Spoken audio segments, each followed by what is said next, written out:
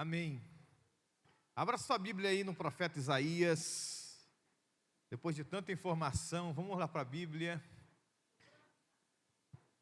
Profeta Isaías, capítulo 28, versículo 16. Lembrando que hoje nós estamos no capítulo 7 do livro Isca de Satanás, do John Bevere. E ele fala no capítulo 7 sobre a necessidade de estarmos fundamentados na verdade de Cristo Jesus. E eu quero destacar isso num momento onde nós vamos falar sobre esse tema. Eu quero sugerir esse tema. Seja firme, olhando para o capítulo 7 do livro que nós estamos estudando. Você que tem lido, eu creio que tem aprendido e crescido também com as informações e com as sugestões dos céus que tem vindo ao nosso coração. Então eu proponho nesta noite falarmos sobre firmeza. E por que eu proponho falar sobre firmeza? É porque nesse momento nós temos que avaliar onde eu estou realmente alicerçado, onde eu consigo compreender que está a minha segurança. Porque se eu não sei onde está a minha segurança, onde está a minha firmeza, qualquer problema que a vida propõe para mim é um grande problema, é uma grande dificuldade que eu talvez não consiga superar.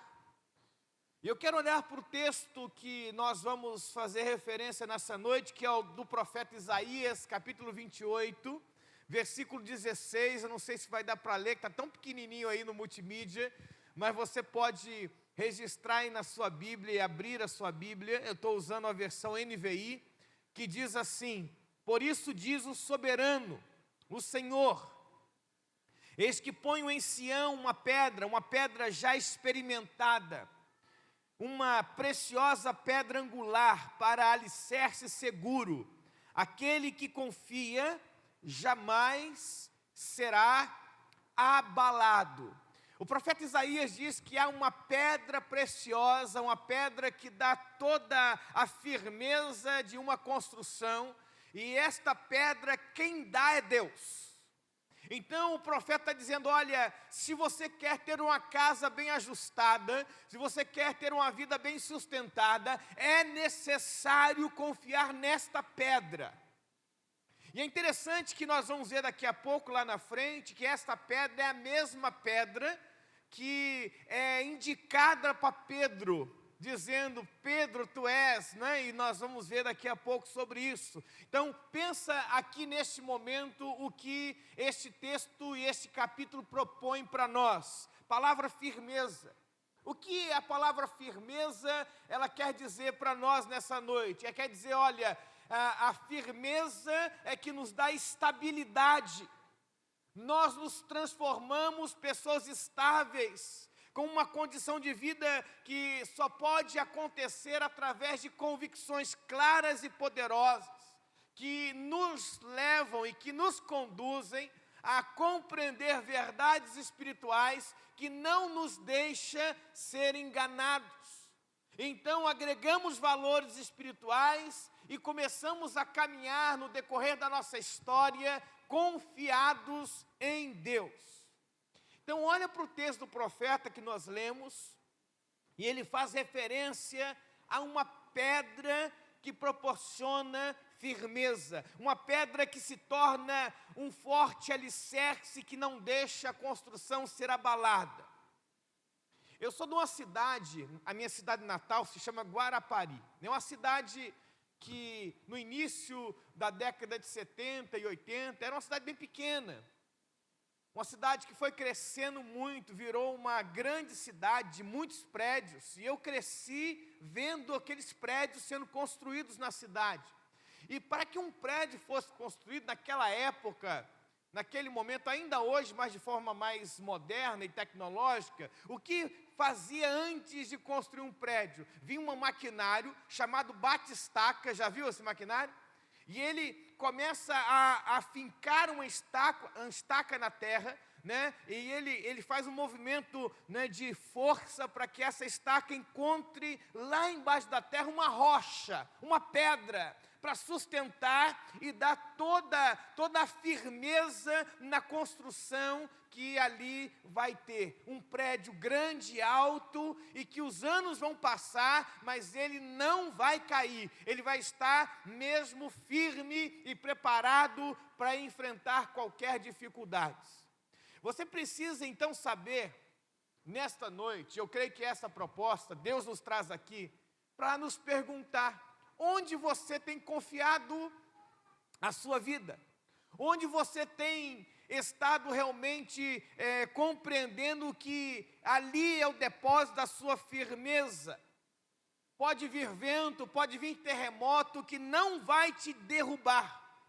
E aí eu creio que Deus nos traz aqui nesta noite, para que nós saibamos que Jesus é o verdadeiro alicerce, e Ele é a força, Ele é a segurança, e Ele não permite que sejamos enganados pelas mentiras que o mundo conta para nós.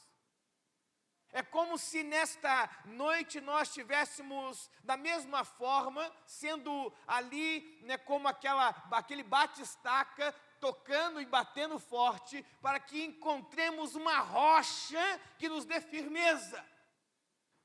Porque sem essa rocha o vento sopra, a gente cai. Sem essa rocha um terremoto chega e a gente cai. E o que isso significa? São as lutas da vida, são os problemas, são as questões que nós enfrentamos na saúde, na família, né, com pessoas queridas à nossa volta, com situações que nós não esperamos. Se a nossa firmeza não estiver em Cristo, nós caímos. Vocês estão entendendo? Se nós não estivermos realmente confiados na pedra principal, que é Cristo, nós desistimos, nós perdemos a paciência. E se nós estamos falando no capítulo 7, mas fazendo referência de um livro que fala sobre armadilhas, nós entendemos que o diabo quer de nós é que não haja firmeza na nossa fé, que não haja firmeza na nossa caminhada, que não haja convicção naquilo que você declara crer. Quem está entendendo aí, diga amém. Está vendo? Sua confiança deve estar na pedra que edifica e que fortalece e que firma as nossas vidas. E esta pedra nos faz entender e nos revela através da palavra de Deus. É isso que eu quero que você compreenda nesta noite. Sendo assim, você será firme em tempos difíceis. Não será qualquer circunstâncias que vai te abalar. Serão questões terríveis que podem te alcançar, mas você não vai ser abalado, amém? Porque ninguém espera um momento difícil na vida, ou espera. A Bíblia diz que a volta de Jesus será como um de um ladrão. Quem sabe o dia, a hora que um ladrão vai chegar em casa? Alguém sabe aí? Diga aí. Se você sabe, conta para mim, que eu quero preparar a minha casa para o dia que ele chegar. A gente não sabe. Ele não avisa o dia que ele vai chegar. Mas o texto nos faz compreender, se a minha confiança está no Senhor, se a minha convicção está na palavra de Deus, eu vou estar firmado em Cristo. Tem muita gente que no primeiro sinal de dor, na primeira situação complicada que enfrenta, no primeiro desafio da vida, logo se abala e cai.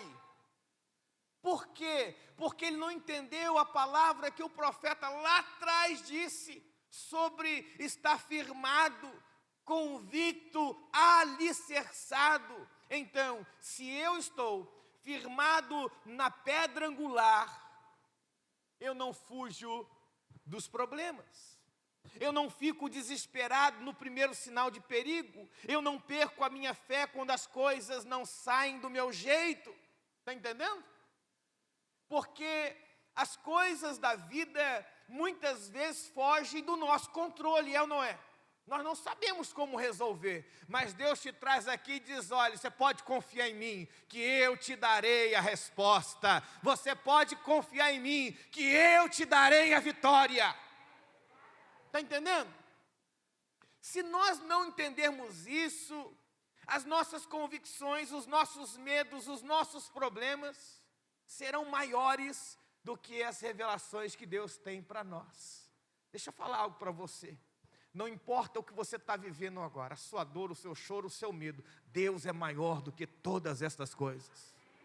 E aí Deus nos chama aqui nesta noite de estudo bíblico e diz, olha, que a sua vida esteja alicerçada na palavra. Como que é isso, pastor? Leia a Bíblia, mas procure na leitura da Bíblia verdades que possam te alicerçar, verdades que possam te dar condições de superar, verdades que te darão força para ficar de pé, amém? É isso que nós temos que entender. A igreja nos favorece a compreender a verdade, a igreja nos une no propósito daquela ação espiritual que Deus tem destinado para nós. Jesus fez uma pergunta muito sugestiva aos seus discípulos, na região de Cesaré de Filipe, está lá em Mateus capítulo 16, versículo 13, diz assim, chegando Jesus à região de Cesaré de Filipe, perguntou aos seus discípulos, quem os homens dizem que o Filho do Homem é? Que pergunta interessante. Jesus reúne os seus discípulos, e havia muitos discípulos com ele, e diz assim, o que eles dizem sobre mim? O que eles falam sobre mim?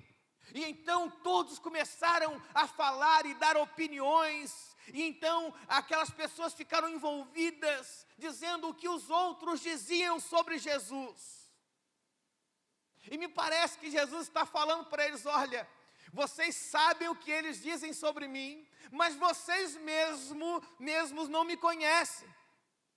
E eu creio que Deus, meus irmãos, Ele quer que eu e você cultivemos na vida relacionamento e intimidade com Ele. Porque se isso não acontece, nós não teremos fé, e se isso não acontece, nós não estaremos fundamentados na sua verdade. Você e eu, precisamos, diz a palavra, compreender quem é Jesus. Agora, como isso vai acontecer? Quando eu me relaciono com Deus.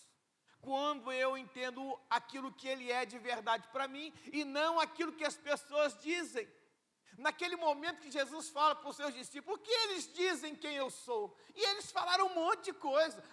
Elias, tu és o profeta. E começaram a falar, e eu creio que eles ficaram efusivamente respondendo a pergunta de Jesus naquele momento. E Jesus está dizendo, olha, vocês têm muitas visões e pouca compreensão de quem eu sou.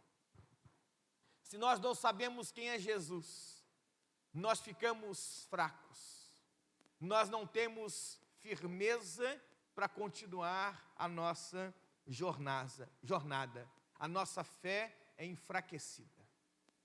Nesse texto de Mateus, os discípulos, eles emitiram opiniões de diversas pessoas, falando sobre Jesus, respondendo a pergunta que Jesus tinha feito. E vocês? Disse Jesus em seguida. O que vocês dizem que eu sou? Me parece, eu estou fazendo aqui uma avaliação do texto, que houve um silêncio. Eles falavam tudo o que as pessoas diziam, eles falavam as características que eles ouviam, que as pessoas falavam de Jesus, mas naquele momento Jesus pergunta, e vocês? O que vocês dizem?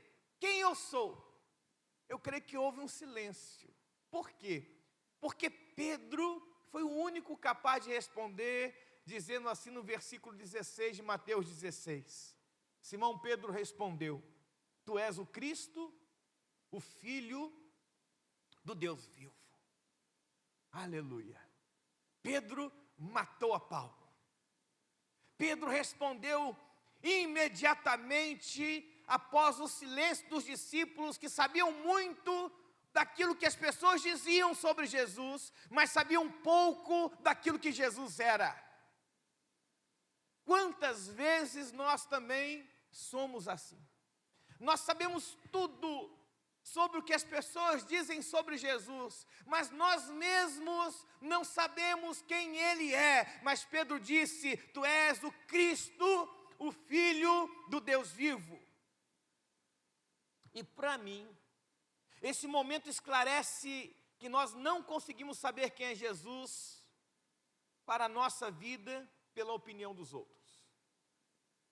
E eu vejo que muita gente vive um cristianismo pela opinião dos outros. O que o outro diz sobre Jesus, o que o outro diz pela palavra, o que o outro diz sobre uma interpretação bíblica. Nós precisamos, e Deus nos convida aqui nesta noite, para termos uma verdadeira experiência com o Espírito Santo, para sermos revelados pela verdade. Como eu posso estar firme, pastor? Como eu posso estar alicerçado na verdade e não permitir que o engano ele entre no meu coração? Que eu não permita que a mentira tome conta da minha vida. Olha para o texto bíblico de Mateus 16, o versículo 17.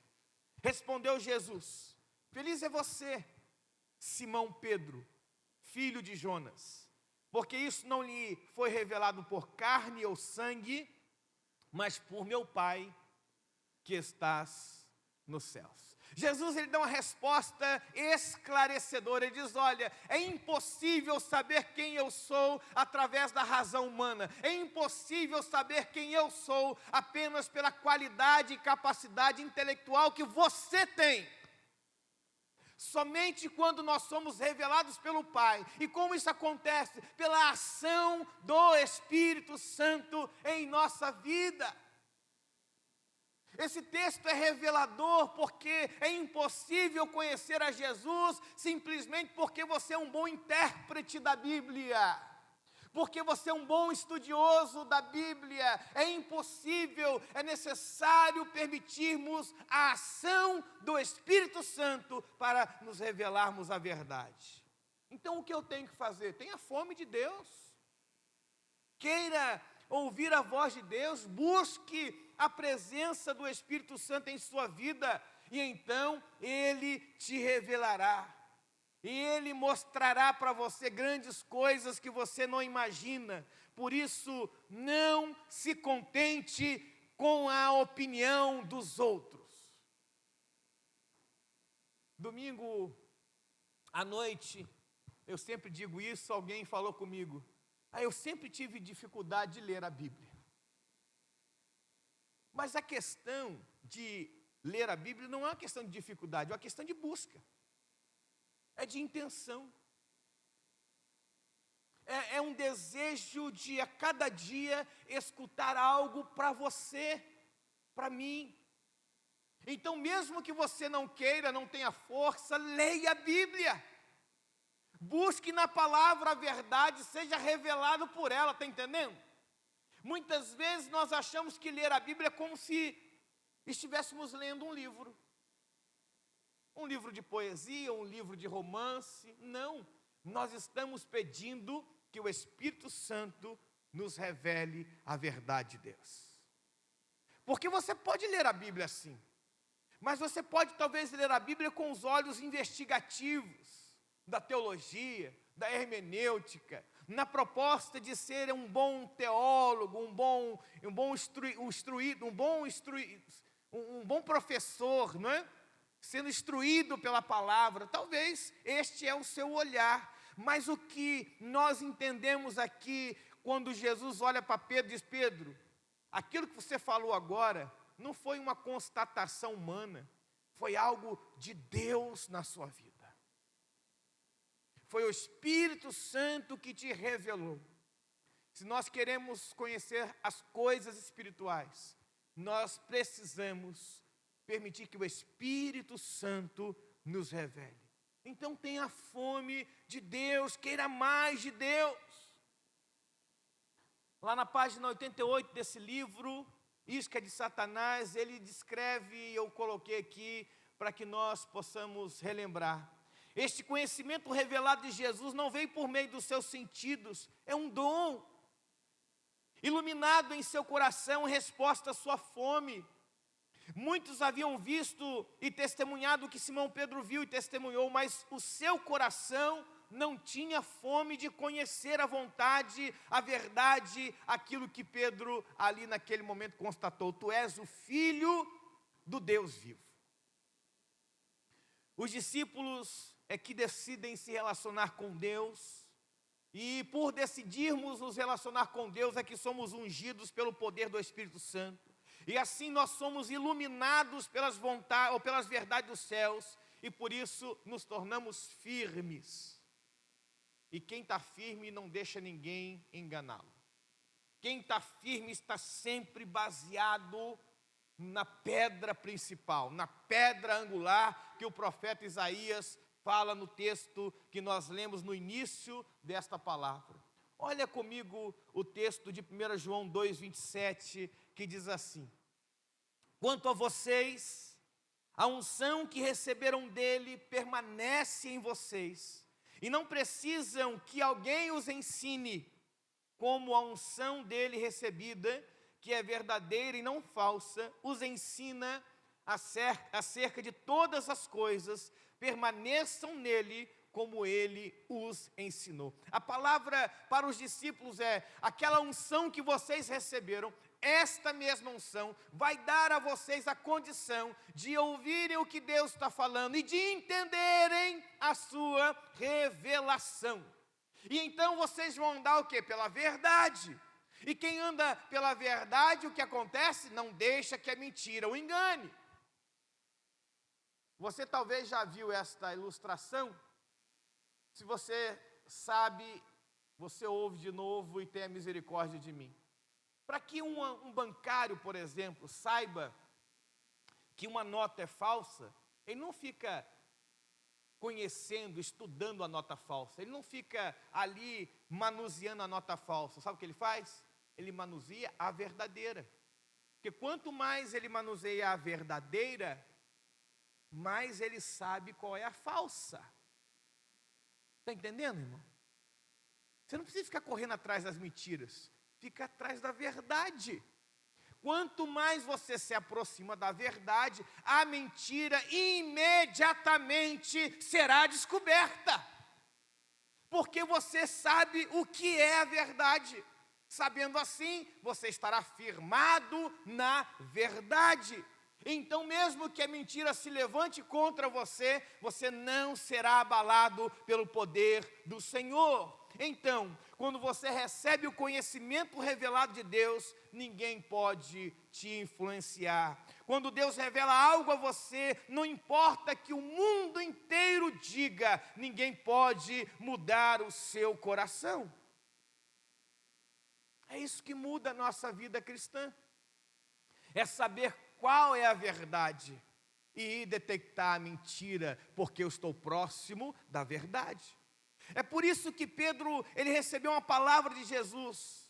Aí nós podemos fazer agora nessa noite a conexão do profeta Isaías com a palavra de Jesus para Pedro, dizendo sobre estar fundamentado no conhecimento revelado de Deus, que é a verdadeira pedra angular, onde a igreja de Cristo será edificada. Eu sei que há uma confusão hermenêutica nesse texto, que talvez para nós já não é um problema, mas olha o que diz lá em Mateus capítulo 16, versículo 18. Também eu lhe digo que você é Pedro. Então é importante destacar que a palavra Pedro no grego é Petros, no masculino, Petros. Nesse momento está dizendo que você, Petros, sobre esta pedra, e aí é Petras. É diferente. O nome Pedro é Petros, e a pedra que Jesus menciona é Petra. Então vamos entender o texto aqui, talvez você não conseguiu entender o que eu quero dizer. Diz: olha, eu digo você, Pedro, que sobre esta pedra edificarei a minha igreja.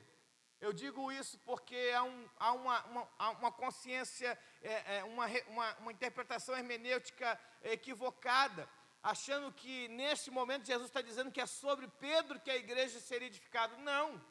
Não está dizendo assim. Olha para o texto. Eu digo a você, Pedro, Petros, é masculino, e sobre esta Petra, é feminino, edificarei a minha igreja. Que pedra é essa? A pedra angular que Isaías está falando. O que Isaías está falando? Ele está profetizando sobre a vida de quem, gente? de Jesus. A pedra é Jesus. Vocês estão entendendo? Diga amém. Então, quando Jesus dá a palavra para Pedro, ele vai lá no profeta e diz: olha, aquela palavra prometida sou eu, Pedro. É sobre a minha vida que você vai ser um dos edificadores da igreja do Senhor. Isso resolve uma interpretação equivocada, porque a igreja não está alicerçada e nem fundamentada na vida de Pedro, mesmo sendo ele um grande homem de Deus, marcado na história. Hoje, se você for a Roma, lá, entrando no Vaticano, você vai ver a Praça de São Pedro, a Catedral de São Pedro. Ele está marcado na história. Diz a história que ele foi crucificado ali naquela praça de cabeça para baixo. Então ele está marcado na história, mas não é sobre a vida de Pedro que a igreja está alicerçada, amém, irmãos? É sobre a vida de Jesus Cristo, Ele é a rocha. Então nós entendemos o seguinte: onde nós devemos estar firmados? Em Jesus Cristo. As verdades que eu preciso aprender devem estar em quem? Em Jesus Cristo. E ele diz: olha, se você está alicerçado nessa pedra, as portas do inferno não prevalecerão contra você. Toda maldição, toda enfermidade, toda confusão, tudo que vai tentar te derrubar, não terá vitória. A igreja de Cristo nunca será abalada. É a Bíblia que diz, não sou eu. Diz que o inferno não vai avançar sobre a igreja de Cristo. Por quê? Porque ela está firmada na rocha, que é Cristo, na palavra de Deus, porque Jesus é a palavra encarnada. Quando Maria recebe no seu ventre a ação de Deus por meio do Espírito Santo, é a palavra encarnada que vive entre nós. Quando Jesus fala, quando Jesus ele prega, quando Jesus ele faz milagres, é a palavra encarnada que anda no meio da igreja, das pessoas, que marca a história. Então pensa comigo aqui, se a palavra de Deus é o próprio Cristo, nós ficamos estáveis mesmo no meio das tempestades quando nós confiamos em Cristo. Na década de 80 foi lançado um livro que tem como título Saúde Emocional. Eu creio que é esse, do David Coleman. E na década de 80 foi dito que não era só necessário que um profissional fosse um bom profissional, que tivesse as técnicas necessárias para exercer a sua função, ele precisava de saúde emocional para desempenhar a sua função, e para que aquela função fosse realmente desempenhada com excelência, ele precisava, o nome do livro é Inteligência Emocional. David Coleman. Então, não adiantava simplesmente saber a função, não adiantava ter as técnicas para realizar a função, se você não tivesse inteligência emocional.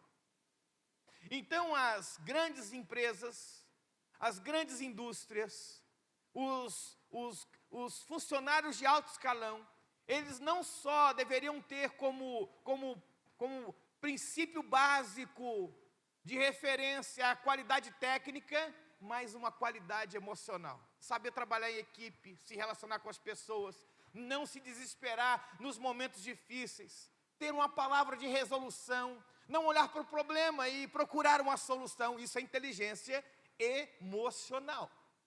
O que eu quero dizer para você, quando você tem Jesus, mesmo quando as coisas não dão certo, você sabe, eu não vou cair porque Jesus está comigo. Eu não vou de forma alguma desistir, porque eu sei que lá na frente eu tenho vitória. E é isso que eu quero nesta noite, através da leitura do capítulo 7, entender. Não deixa o diabo te enganar não, porque as coisas não estão dando certo, porque parece que você dá um passo para frente e dois para trás. Continue para frente, mesmo que as coisas sejam terríveis, que estejam acontecendo com você, Deus está contigo. Esteja firme, não se desespere, você ainda vai cantar um hino da vitória. Amém? Primeira coisa, para começarmos a terminar. Pensa comigo. Para ser firme, nós temos que ter algo importante. É a palavra iluminada. A Bíblia pode ser um livro, ou a Bíblia pode ser a palavra de revelação.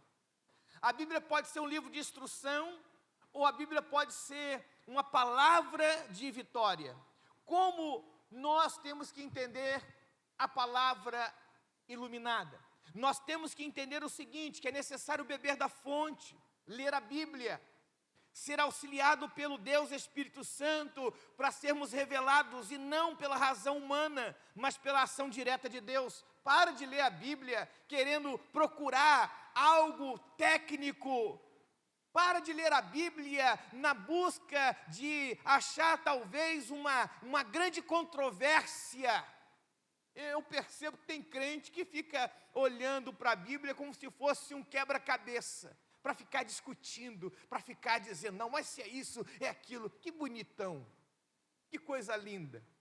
Não produz nada, só fica discutindo a Bíblia. Como os fariseus faziam na sinagoga. Eles achavam que tudo era especial quando eles discutiam, porque eles conheciam, eles sabiam daquilo que estava falando, eles eram doutores da lei. Para de achar que a Bíblia é um lugar onde nós ficamos à procura de uma controvérsia. Não, a Bíblia é uma palavra revelada do Senhor para nós, que vai nos influenciar, que vai nos iluminar. E quando Deus revela algo para nós, não importa o que o mundo diga, nós sabemos a direção. Nós sabemos para onde nós estamos indo. Então, para de estudar a Bíblia com a razão, simplesmente.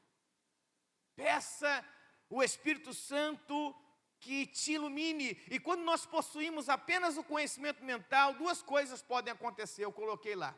A primeira é que nós tornamos facilmente suscetíveis ao exagero ou ao emocionalismo. Interessante. Você usa a razão e você deixa que a emoção te domine.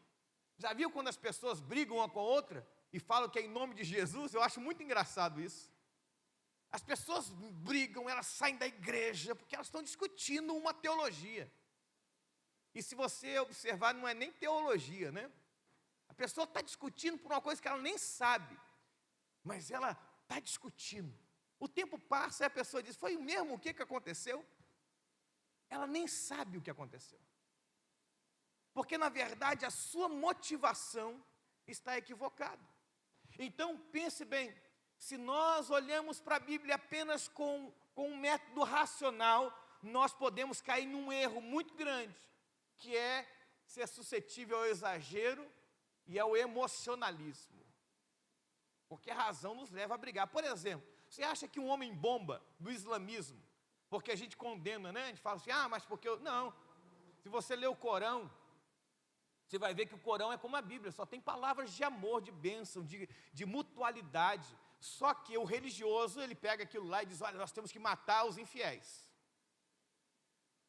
E ele vai lá, coloca uma bomba e se explode no meio de uma multidão. E ele fala que isso é em nome de Deus, gente. Ele está pela fé ali. A gente está brigando com esse moço, mas ele fala que é pela fé que ele está ali. Ele está destruindo os infiéis. Ele está numa guerra santa, na jihad. E tem muito crente xiita também. Não coloca bomba não, porque ele se ama tanto que não quer morrer, mas ele é uma bomba que anda por todo lugar. Ele implode em todos os lugares. Segunda coisa, quando nós olhamos a Bíblia só com a razão, ficamos presos ao nosso intelecto. E este não é o firme fundamento. Não é o que você sabe, é aquilo que Deus sabe. Amém? Não é aquilo que você acha, é aquilo que Deus diz. É diferente. Por isso que a vida da igreja é pela fé. Não é pela palavra, pela letra, é pela fé. O texto diz que a igreja seria edificada pela palavra de Deus, mas não simplesmente pelo estudo da palavra de Deus. Vocês estão entendendo? Diz que a palavra de Deus edifica a igreja, Mas não diz que é pelo estudo da palavra de Deus que nós seríamos melhores do que os outros. A igreja seria edificada pela revelação da palavra de Deus. E só é possível ter revelação pelo Espírito Santo, irmão. Senão você só repete versículo bíblico, você só repete sermão que você ouviu, você só conta a história que você está comumente adaptado a ela. Não há revelação. Por isso você fica tão confuso quando algo fala, mas eu nunca pensei na Bíblia desse jeito. Porque nós estamos mais acostumados em olhar para a Bíblia com a nossa mente do que com o nosso coração. A igreja seria edificada pela revelação e não pelo estudo. Estudar é bom? Claro, é importante, é fundamental, mas saiba, não é o propósito. Não é o maior objetivo, é a revelação. É o Espírito Santo que nos ilumina através das Escrituras. Então, toda vez que você lê a Bíblia, você fala assim, Espírito Santo, me ensina, me informa. Por isso que a gente não entende que em alguns momentos a pessoa não tem nem instrução. Aprendeu a ler a Bíblia, aprendeu a ler lendo a Bíblia. Já viu gente assim? Eu conheço a minha mãe. A minha mãe fala da Bíblia, gente, parece que, meu Deus, vem de onde? É revelação. Está entendendo? É sobrenatural, é de Deus. A revelação da palavra de Deus transforma a gente. Não nos deixa enganar, porque você pode ser um bom conhecedor da palavra, mas não ser transformado, não ser mudado. Então, lá em Salmos 119, 130, o texto diz o seguinte: a revelação das tuas palavras traz luz e dá entendimento aos simples. Então, quando você busca na palavra de Deus revelação, é diferente. Você é transformado, você é mudado. As suas opiniões e as suas motivações são transformadas. É a sua palavra em nosso coração e não na nossa mente que ilumina e esclarece. É isso que o salmista está dizendo. É essa palavra iluminada em nosso coração que é a pedra sobre o qual Jesus edifica a igreja. Precisamos permitir que essa palavra ela seja semeada no nosso coração. E sendo semeada no nosso coração, nós compreendemos o que é necessário. Nós compreendemos para onde caminhar. Muito mais do que simplesmente aceitá-la. Ela precisa o quê? Criar raízes dentro de nós. Olha o que diz Marcos capítulo 4, versículos 16 e 17. E estes são os semeados em solo rochoso, os quais, ouvindo a palavra, logo recebem com alegria, mas eles não têm raiz em si mesmos, sendo de pouca duração. Quando chega a angústia ou a perseguição por causa da palavra, logo se escandalizam. Está vendo? Eles receberam a palavra pela mente, pela razão. Nossa, é verdade, que palavra boa. Nossa, que direção boa, é isso mesmo, é isso que eu preciso. Mas só que não tem raízes. Então, logo o primeiro momento de dificuldade que acontece, a semente morre. Por isso que muita gente recebe a palavra, fica tão feliz e abençoado pela palavra de salvação, mas logo desistem, porque não criam raízes. Ou muitos recebem a palavra com alegria, mas as raízes não crescem, então ele não se desenvolve espiritualmente, ele não cresce espiritualmente. Ele até mesmo fala sobre as coisas de Deus, até com muita sabedoria, mas a sua vida não é transformada. A sua vida não é modificada. A palavra deve penetrar no coração, isto é fundamento. É isso que nos dá firmeza. As raízes da palavra devem ser profundas, pois dessa forma é que nós somos fortes para enfrentar o perigo que está à nossa volta. Você precisa saber, eu preciso saber. Sem um firme fundamento, nós não conseguimos dirimir as dúvidas. Nós ficamos sempre em dúvida. Será que é o lugar mesmo que eu estou indo? Será que eu estou fazendo a vontade de Deus? Sabe por que falta raízes? A tarefa do inimigo, todo o livro vai trabalhar sobre esta armadilha, é nos confundir. É tirar de nós o propósito de Deus. Por isso que todas as vezes que você se comprometer com verdades espirituais, ele vai querer te enganar. ele vai querer te levar para longe. Por isso que é fundamental que o seu relacionamento com a igreja seja essencial. Eu preguei isso no domingo pela manhã. E o seu fundamento deve estar pautado na palavra de Deus revelada, e não na palavra de Deus simplesmente entendida e compreendida na sua razão. Sendo assim, você vai superar os conflitos, mesmo que pareça impossível. Por quê? Finalizo a minha palavra. Porque não há outra opção. Só há um caminho, só há uma direção. Ouvir a Deus por meio da palavra é o caminho, é a única direção. E aí eu não estou falando para você de religião, de igreja, não estou falando sobre isso. Eu estou falando sobre direção, sobre fundamento, sobre firmeza. Se não sabemos o que Deus tem reservado para nós, irmãos, qualquer caminho serve. Qualquer direção é a direção. Qualquer lugar é lugar. Então nós não podemos negociar com as Escrituras. Escolher aquilo que eu quero ouvir, aquilo que eu quero obedecer, estão entendendo? Eu preciso olhar para a Bíblia e dizer, toda ela é proveitosa para me ensinar. E muitas vezes nós quebramos alianças com Deus, por sermos desobedientes, por não compreendermos que a última palavra deve ser dele, não nossa. A gente está muito preocupado em nos agradar e fazer a nossa vontade, que a gente esquece de que Deus é o Senhor da igreja. Busca o Senhor, busca a palavra de Deus. E por último, qual caminho é esse? Que caminho é esse? Qual é o seu caminho? Para a gente sair daqui certo daquilo que Deus está fazendo na nossa vida. Você sabe para onde está indo? Aí você vai dizer, pastor, eu estou indo para minha casa agora. Não. Para qual direção você está indo? Porque é tanta incerteza do futuro, né? Como será o futuro? Para onde você está indo? Você está pensando, não, eu vou me aposentar, vou morar perto da praia, eu vou ter uma rocinha, eu vou plantar. Não, não estou dizendo sobre isso não. Para onde você está indo?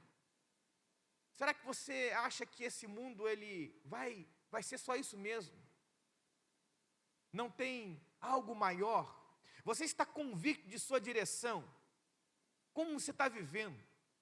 A forma que você tem vivido vai te levar para onde? Você já pensou nessas coisas? Está vendo? É muito mais do que uma razão religiosa, uma ideia composta por uma denominação, uma religião, é muito maior. A resposta de Pedro para Jesus demonstra que ele sabia que não existia outro caminho. Jesus fala, olha, Pedro fala para Jesus, tu és o Filho do Deus vivo, não há outro caminho, não há outra direção. Quando Pedro declarou que Jesus é o Filho de Deus, ele ouve de Jesus o seguinte, olha que coisa linda, Mateus 16, 18. Também eu lhe digo que você é Pedro, e sobre esta pedra edificarei minha igreja, e as portas do inferno não prevalecerão contra ela. Olha que lindo, gente. Quando Pedro indica que o caminho e o único caminho é Jesus, ele é revelado por Jesus. Quando ele diz, olha, não há outro lugar para eu estar senão na tua presença, Jesus diz, olha Pedro, fica tranquilo, que você, para onde você for, eu estarei contigo. Você sabe para onde está indo? Seja sincero com você mesmo. Não, eu estou bem demais. A Bíblia garante que nada irá nos impedir de chegar ao objetivo previsto de Deus. As portas do inferno, diz o texto, não prevalecerão contra ela. Uma casa construída de pedras, sobre o fundamento sólido de uma rocha, suportará tempestades. Mas aquela que é construída na areia vai o quê? Vai cair. Porque não tem firmeza. O apóstolo Paulo escreveu em 1 Coríntios capítulo 3, versículo 11. Porque ninguém pode lançar outro fundamento além do que foi posto, o qual é Jesus Cristo, a pedra principal. Está vendo? Como a Bíblia se completa, nós lemos Isaías no início desta palavra, e nós terminamos agora olhando lá em 1 Coríntios, nessa epístola, que o próprio Paulo diz, olha, não há outro caminho, não há outra proposta, é Cristo, Ele é a pedra.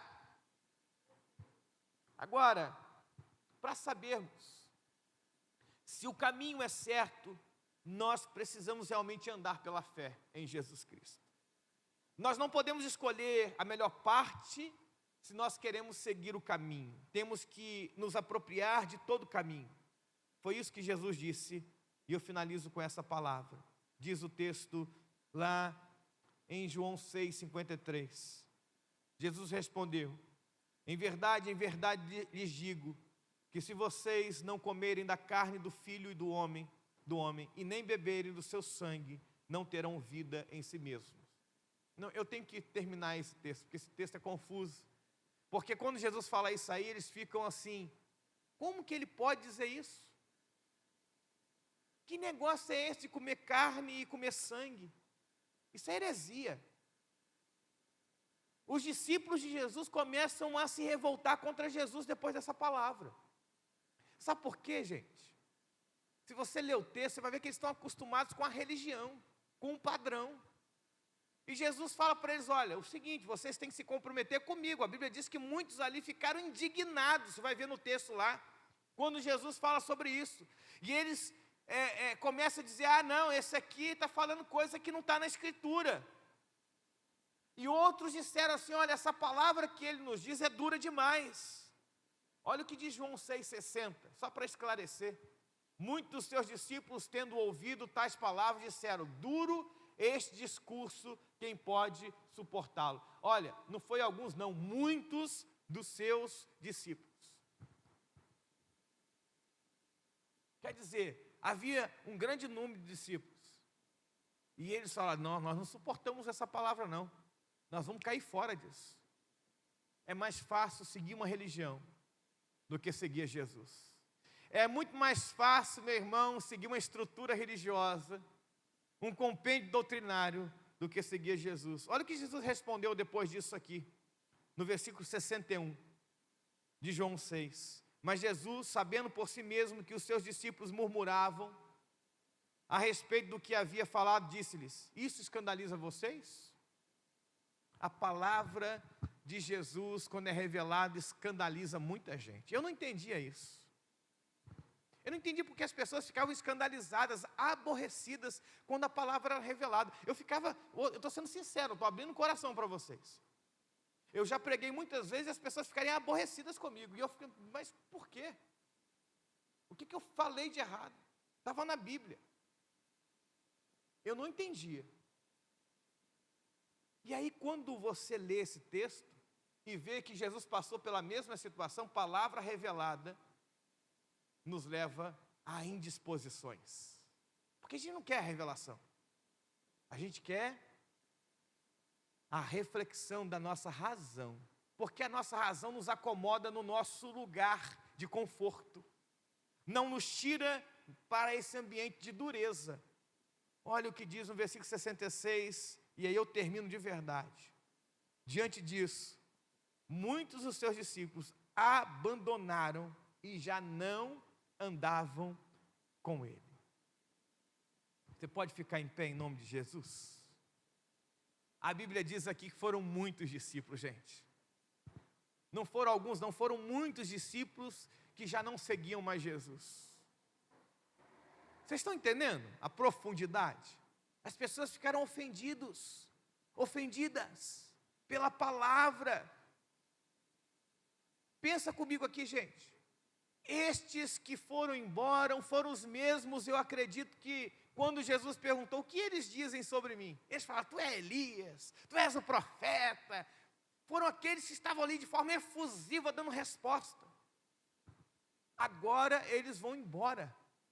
Diz que muitos discípulos abandonaram Jesus. Deixa eu fazer aqui um parêntese. Pare de ficar ofendido porque alguém te abandona. Um amigo, uma pessoa que era próxima.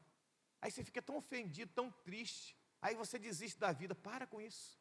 Muitos abandonaram Jesus. Busque o Senhor.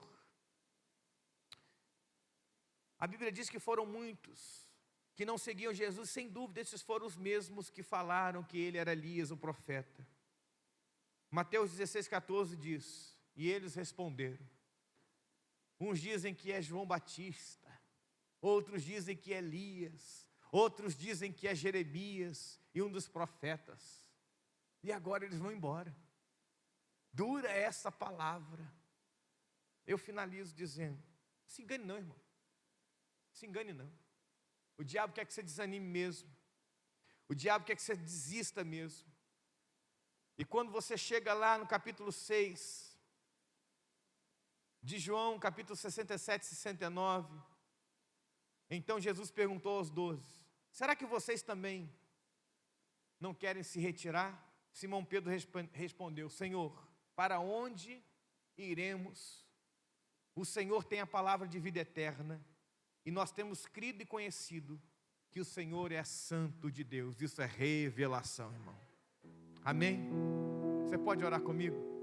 Eu não sei como você recebeu essa palavra hoje, mas eu creio que Deus quer dizer, olha, eu tenho te chamado para a revelação, e não apenas para a compreensão das Escrituras, porque ela só pode ser entendida pela luz do Espírito Santo. Eu vou orar por você. Ó Deus, em nome de Jesus, tenha misericórdia de nós.